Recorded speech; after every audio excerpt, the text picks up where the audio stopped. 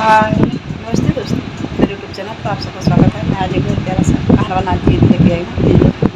यदि अच्छा लगे तो मेरे चैनल को लाइक करना, सब्सक्राइब करना, शेयर करना तथा कमेंट में लिखना कैसा लगा। आजमगढ़ से आइल बा सोनार छोटे ननदी, आजमगढ़ से आइल बा सोनार छोटे ननदी, सोनार छोटे ननदी, सोनार छोटे ननदी, आजमगढ़ से आइल बा सोनार छोटे ननदी।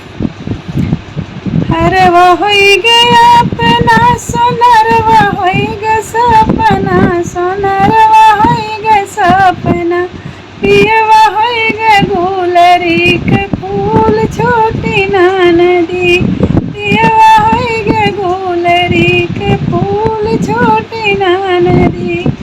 आजमगढ़ से आइल बा सोनार छोटी ननदी, सोनार छोटी ननदी, सोनार छोटी ननदी, आजमगढ़ से आइल बा सोनार छोटी ननदी।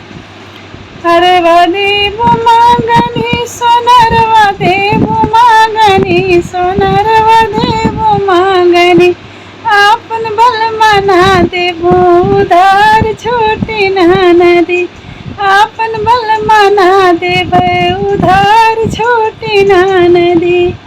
आजमगढ़ से आइल बा सोनार छोटी ननदी, सोनार छोटी ननदी, सोनार छोटी ननदी, आजमगढ़ से आइल बा सोनार छोटी ननदी। आटा देव मांगनी चावल देव मांगनी, चावल देव मांगनी, आतर बल मना देव उधार छोटी ननदी, आतर बल मना देव उधार छोटी ननदी।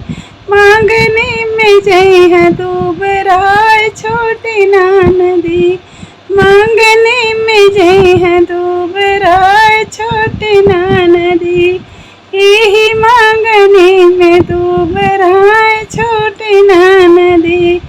आजमगढ़ से आइल बा सोनार छोटी ननदी, सोनार छोटी ननदी, सोनार छोटी ननदी, आजमगढ़ से आइल बा सोनार छोटी ननदी।